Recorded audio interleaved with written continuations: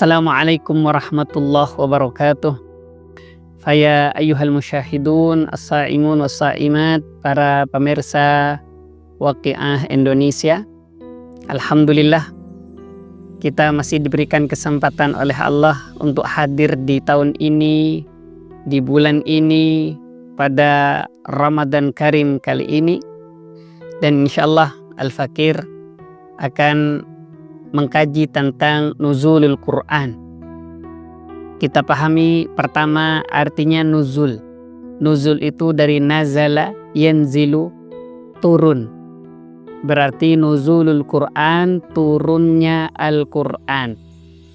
Sebelum lebih lanjut, dalam Al-Quran ada beberapa kata, di antaranya kata tanzil dan anzal.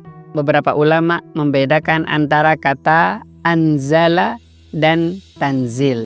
Seperti dalam surat Al-Qadar. Inna anzalnahu fi laylatil qadr. Wa ma adraka ma laylatul qadr. Ini yang anzala. Sedangkan yang nazzala, inna nahnu nazzalna dzikra wa inna lahu lahafidun. Maka ada kata nazzala dan anzalah. Tayyib ayyuhal ahibba. Anzalah itu beberapa ulama berpendapat yaitu Al-Quran yang turun sekaligus. Bagaimana Al-Quran turun sekaligus? Sedangkan Nabi tidak langsung menerima satu ayat, dua ayat. Yang dinamakan anzalah turun sekaligus itu dari lauh mahfuz. Sedangkan nazzala turunnya malaikat Jibril menurunkan kepada Rasulullah itu bertahap. Ini nazzala, sehingga step by step, tadrijian. Itu perbedaan antara anzala yang turun sekaligus, kemudian dengan nazzala yang diturunkan dengan yang dilakukan dengan bertahap. Tayyib. Kita lihat bagaimana Rasulullah Sallallahu Alaihi Wasallam menerima Al-Quran ini dengan berbagai cara, sehingga Al-Quran turun itu kadang Nabi bergetar, saking luar biasanya Al-Quran. Bahkan dalam ayat, seandainya Al-Quran itu diturunkan ke gunung, maka gunung bisa hancur. Bukan kemudian Al-Quran menghancurkan, tidak. Saking hebatnya turunnya Al-Quran. Kenapa hebat? Karena ini adalah kalamullah. Kalam cinta Allah untuk perbaikan dunia khususnya, dan mungkin juga alam semesta secara umum. Dunia karena kita manusia berada di dunia, di muka bumi ini, agar tertib dalam melakukan hal-hal yang sesuai dengan perintah Allah, yang sesuai dengan planning Allah, yang sesuai dengan bagaimana kita hidup dengan baik. Maka diturunkan Al-Quran. Kenapa harus ada Al-Quran? Karena sebelumnya Allah itu sudah menurunkan, kalau dalam beberapa penjelasan ulama, sekitar 104 kitab dan suhuf. Maka seperti suhufi Musa wa Harun. Loh, kok banyak sekali? Bukan 4. 4 yang wajib kita hafal dan wajib kita ketahui. Ada Zabur, ada Injil, ada Taurat, Al-Quran. Kok banyak sekali kitab yang diturunkan? Ya, karena nabinya banyak. Yang wajib kita hafal yang ada di dalam Al-Quran yaitu 25. Dan setiap nabi ini diberikan amanah oleh Allah kitab atau suhuf. Itu untuk apa? Karena banyak orang menyimpang, kemudian diberikan, kalau kita sebut dengan kitab undang-undang, untuk memperbaiki jalannya manusia. Nggak sama dengan kita, kalau tidak ada undang-undang, tidak ada peraturan di jalan, apa yang terjadi? Lampu nggak ada, ya akan terjadi tabrakan. Kemudian tidak ada aturan untuk ngaspal, ya semuanya akan dibuat batu-batu, ya jalannya bisa rusak semua. Atau dikasih yang namanya polisi tidur, ya gimana mau lancar perjalanannya? Semua ada aturannya. Cara membangun jalan ada aturannya, cara ngasih stopan juga ada aturannya, harus pakai helm. Orangnya sendiri, yang satu nggak boleh namanya ban tipis. Kira-kira ban tipis kemudian ditilang sampai 200, karena saya pernah ya 200 sampai 300 itu ribu. Pak, kok mahal sekali, ketimbang nyawamu kamu habis, mendingan saya ambil uangnya. Oh iya ya, makasih Pak ya, helm ya untuk kita, ban tipis ya sampai ditilang ya untuk kita, lampu tidak nyalakan juga untuk keselamatan kita, sampai tidak ada spionnya juga dimarahi oleh polisi, untuk kita, untuk kebaikan kita agar tidak terjadi kecelakaan yang na'udzubillah. Toh kalau terjadi kecelakaan kita tidak terlalu parah, otak atau kepala kalau nggak pakai helm tidak terlalu parah. Itu sebenarnya untuk siapa undang-undang? Ya untuk kebaikan kita. Maka Al-Quran diturunkan bukan untuk Allah, karena Allah tidak butuh Al-Quran. Kita yang butuh, karena yang kita diciptakan oleh Allah yang paham semuanya. Paham prosedurnya, paham bagaimana melakukan ini yang terbaik dan tidak. Dan Al-Quran ini untuk kebahagiaan kita. Fid dunya hasanah wa fil akhirati hasanah. Maka Al-Quran di bulan Ramadan khususnya menjadi syahrul Ramadan alladzi unzila fihil Quran. Diturunkannya Al-Quran di bulan Ramadan adalah apa? Hudan linnasi, untuk memberikan petunjuk.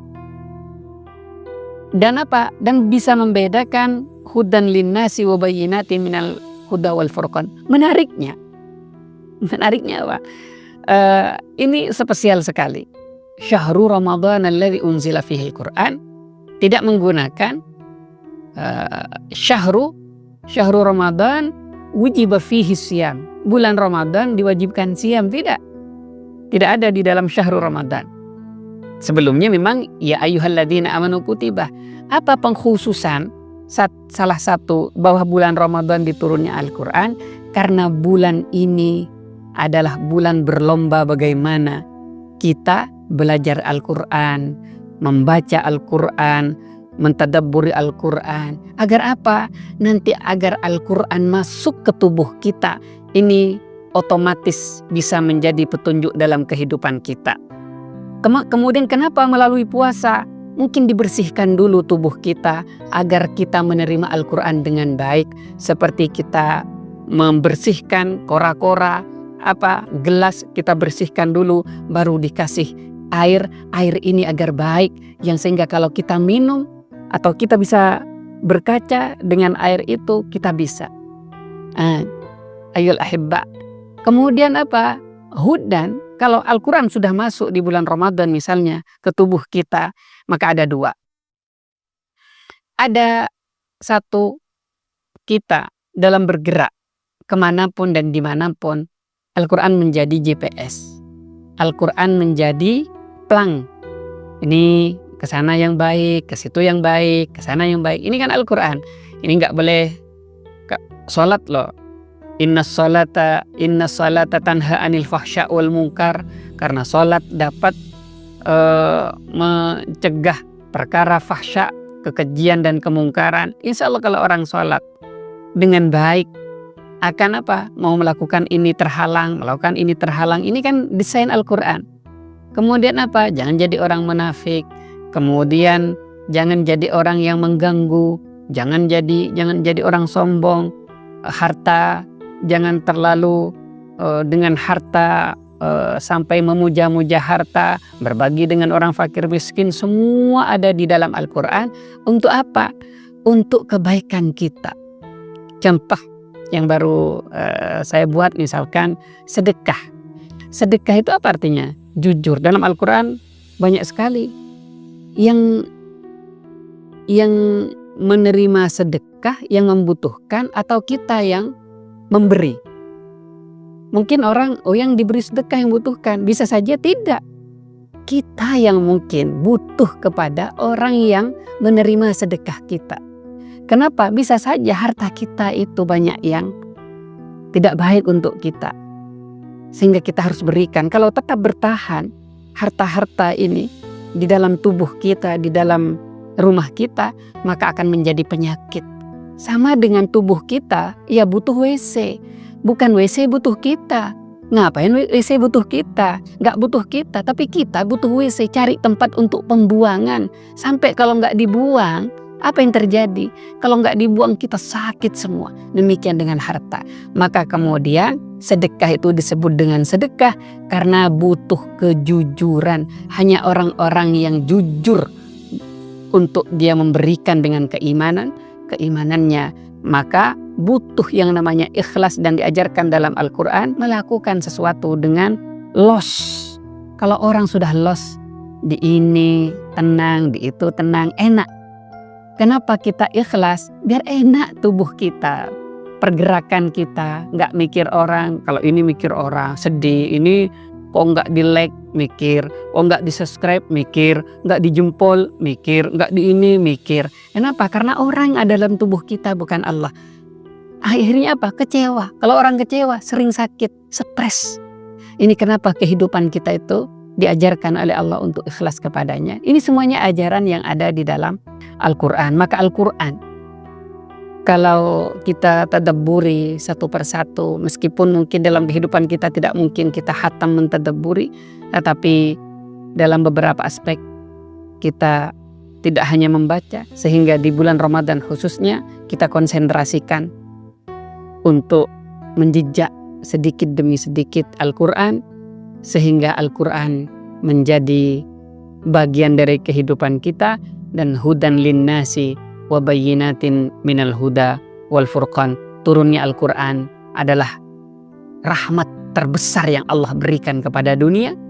Demikian juga dengan adanya Rasul, menjadi rahmat keberkahan bagi alam semesta. Mudah-mudahan kita menjadi bagian yang menerima Al-Quran itu dan masuk ke tubuh kita dan menjadi alarm dalam kehidupan kita dan menjadi hudan linnasi wa bayyinatin minal huda wal furqan. Wallahu a'lam. Assalamualaikum warahmatullahi wabarakatuh.